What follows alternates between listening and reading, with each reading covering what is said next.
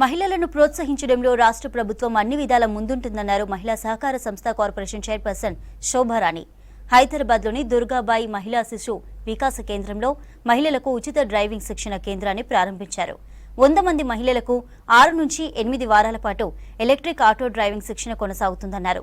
కార్యక్రమంలో తెలంగాణ మహిళా సహకార అభివృద్ధి మేనేజింగ్ డైరెక్టర్ ఏ నిర్మలా క్రాంతి వెస్లీ మహిళలు పాల్గొన్నారు. మహిళలు అన్ని రంగాల్లో రాణించాలనే ఆలోచనతో ఈ డ్రైవింగ్ శిక్షణను నిర్వహిస్తున్నట్లు తెలిపారు శోభారాణి. ఉచిత డ్రైవింగ్ శిక్షణ శిబిరాన్ని ప్రారంభించుకోవడం జరుగుతూ ఉన్నది. ముఖ్యంగా దీని ఉద్దేశం ఏంటంటే అన్ని రంగాలలో మహిళలు ప్రాధాన్యత వస్తూ ఉన్నది. కొన్ని రంగాలకు పరిమితమవుతూ ఉన్నారు కాబట్టి ఇంకా కొన్ని వాళ్ళను అన్ని రంగాలలో ముందుకు తీసుకురావడం కోసం ఇది ఒక చాయిస్గా మేము పెట్టుకున్నాము. ముఖ్యంగా ఉమెన్ ఆటో నడపడంతో ఒక 2 రకాల లాభాలు మనకు కనిపిస్తాయి. ఒకటి సేఫ్టీ డ్రైవింగ్ ఉంటుంది, రెండోది కుటుంబానికి వాళ్ళు ఆదాయాన్ని ఇచ్చిన వాళ్ళు అవుతారు.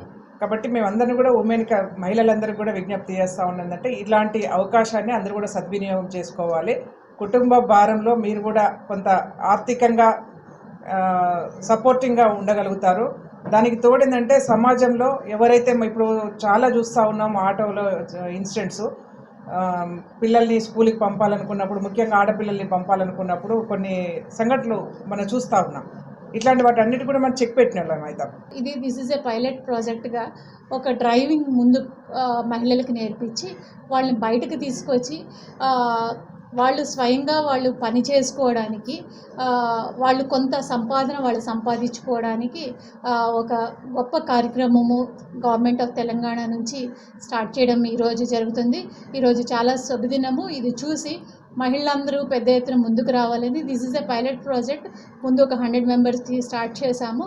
అదేవిధంగా దీనికి అవసరమైన మహిళలు ఎవరైతే ఉన్నారో వాళ్ళందరూ మాకు అప్లికేషన్స్ పెట్టుకుంటే మేము త్వరలో మిగతా డిస్ట్రిక్ట్స్ కూడా దాన్ని పంపిస్తాము. మిగతా డిస్ట్రిక్ట్స్లో కూడా ఇంప్లిమెంట్ చేయడానికి